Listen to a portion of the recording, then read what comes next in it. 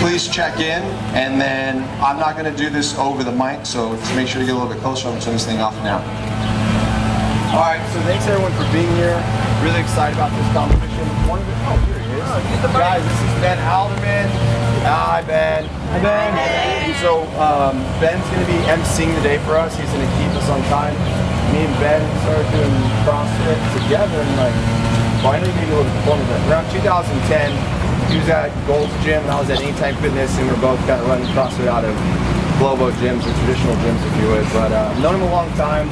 Great competitor, great athlete. If you have questions, he can field some of those as well, but remember, his goal today is just to be on that microphone, making sure we stay on task and on time, all right? Things that we want to look at for today. So I'm going to go over just a few things that are just kind of general house cleaning things. So when we're looking at the event today, what I want you to be aware of is this is not a CrossFit event, okay? We've done a lot of those. I know a lot of people have participated in them. Today, this is a fitness event hosted by the City of Elk Grove, ran by me and my team, okay? So when you look at what the standards are, I'm going to be very clear on the movement standards before we get started.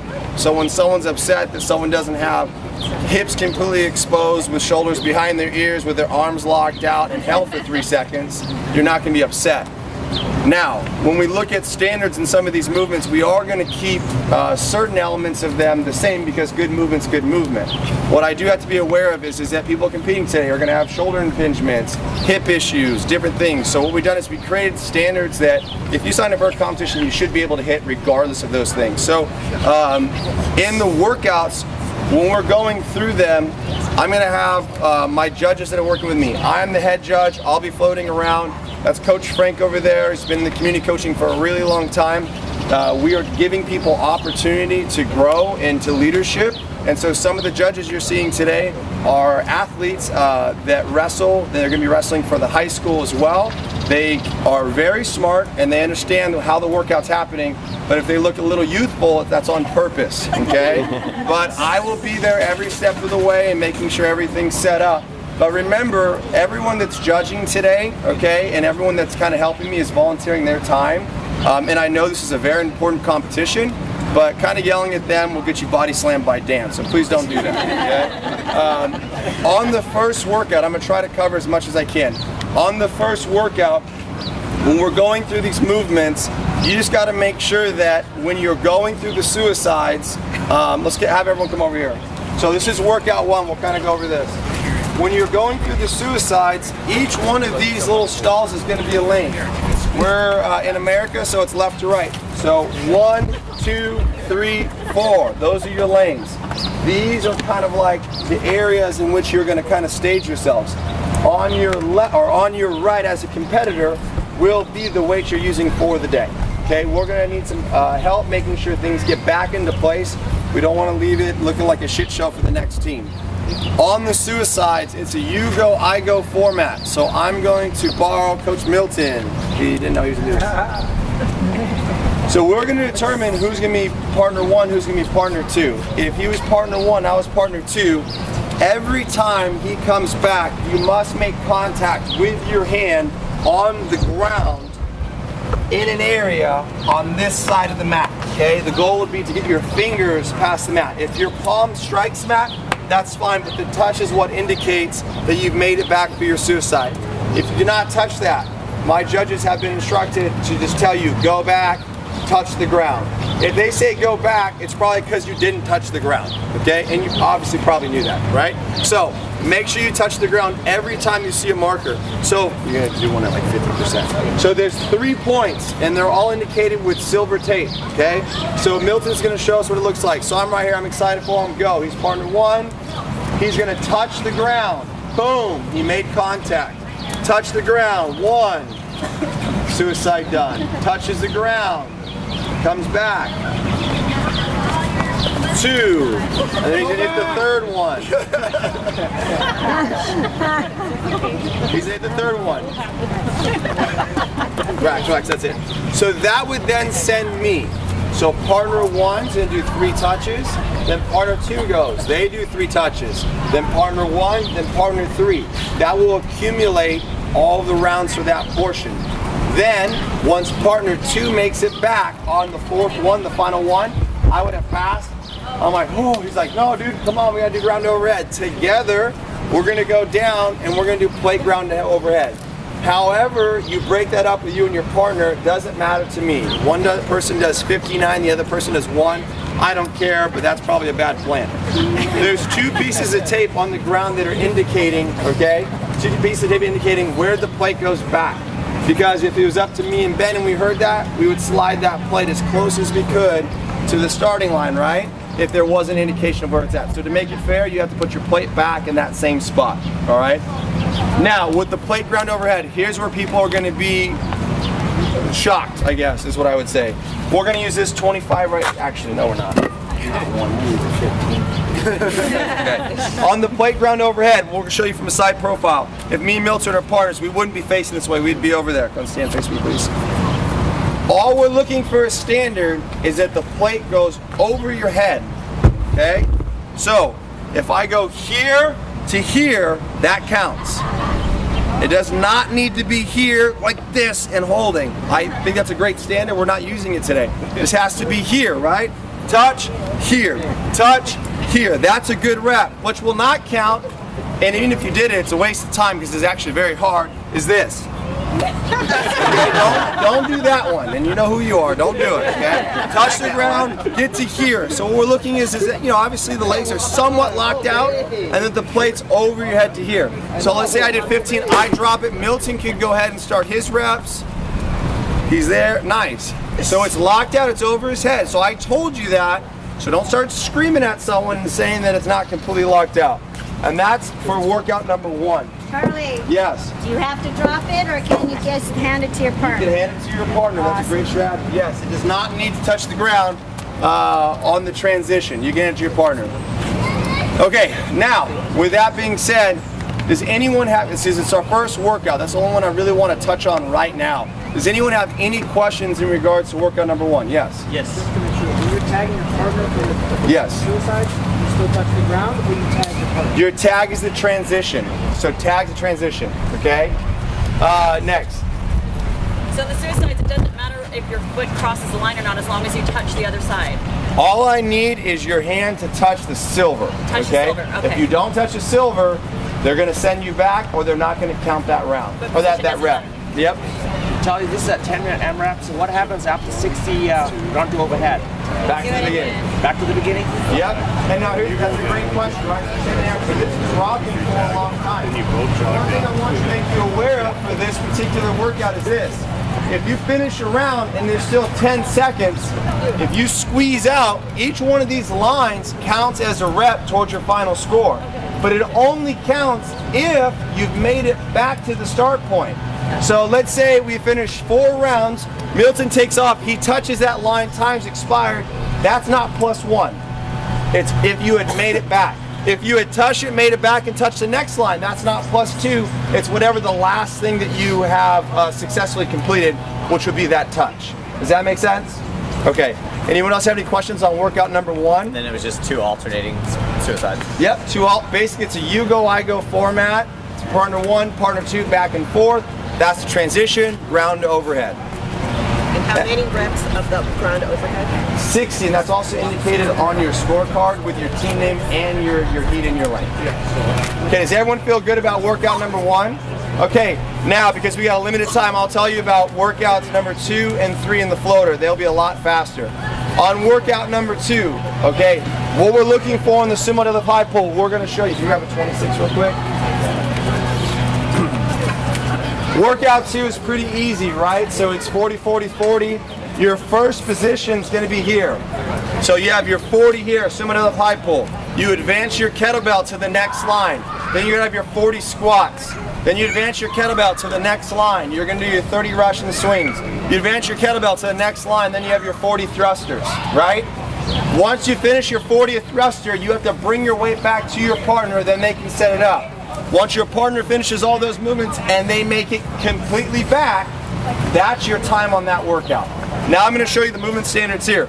On the sumo deadlift high pull, what we're looking for is it just touches the ground in a locked out position. So I'm here, sumo stance, touch the ground, pull. okay? If it ends up here, we're not gonna give it to you, okay? We're gonna go basically from mid-pack to underneath your chin. So as long as it's about this range, we're gonna count that rep, okay? Now, here to here, okay? That's the sumo deadlift pull. And then on the squat standards, and my judges have been told this, not everyone has full range of motion, nor do a lot of people want to hit it. All I want to make sure is that your knee and your hip are level. 90 degrees, okay, is what we're looking for. You do not have to break parallel, but remember, the closer you ride to parallel, the more probability there is to get a no rep, okay? So, on the squat, as long as you get to here, we're gonna count that. You do not have to be any lower, okay? Then you have to be extended at the top, knees and hips locked out. That's the squat, okay? So if you want to ride it high, that's fine, but you're gonna have to think about that, because as you start going quickly, there's a higher probability to get higher and higher, and those will be no reps. The next movement's gonna be a Russian swing. The Russian swing, all I care about is that it's here, and it's gonna break this plane right here. So it's gonna be mid-sternum to chest, just locked out here, boom. No problem. This is it all day. Russian swings. On the Russian swings, you can't keep your hips retreated back. Sounds like a stupid thing to say, but I've seen it. You can't do this. Okay, this doesn't work. All right, and it's not a good movement either. That kind of didn't feel good on my back. So you're here to here, everything's extended. You don't have to hold it, but this is what we're looking for. Okay. Now on the thrusters, the same plane that we're looking for the squat will be the same plane on the bottom of the thruster. Now, just like the playground overhead, as long as it passes over your head, we are counting that as a thruster. So the standards stay the same. So I could be here to here, but I have to be locked out in the leg. So as long as it gets over your head, it's gonna count. So you can be here, here, here, here. That's fine. It does not need to be here. All right? So those are our standards. You go, Charlie, why? We're not doing CrossFit today. That's fine. I love CrossFit. It's great. We're not doing that today. The reason why we're doing these standards is because we have to make this inclusive of everyone. If someone's never hit those standards, they don't have that range of motion, I put them in a competition and they subluxe their shoulder or they tear something because they have that range. That's not appropriate programming or planning on my behalf, being the city's health and wellness director, right, with my wife. So when you're going through these standards, get it over your head locked out. Don't do this. Right? Come on. Like, try to get it there. I mean, I understand it's a loose standard. Don't be a jackass. All right? Is there any requirement on how you have to hold the kettlebell? Yes, you will have to hold the kettlebell with the bell side up here in the front rack. You cannot flip it over, even though it feels a lot better. Okay? So you have to hold it in this position here. You cannot do this one. Okay? It's a competition that we get. Okay. Now, last workout is going to be the deadlift workout. Anyone have questions on that? Oh, it's pretty self-explanatory, right? Anyone have questions on that workout? No? Good. All right. Good job. Last workout. This is where people are going to get a little confused. Okay. I need everyone on this side. I'm almost done, guys.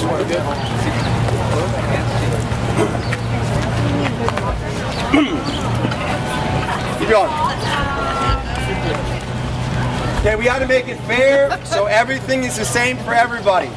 On this workout, I will warn you right now, as a part of my duty and Misha's duty to make sure that the city stays healthy and injury-free.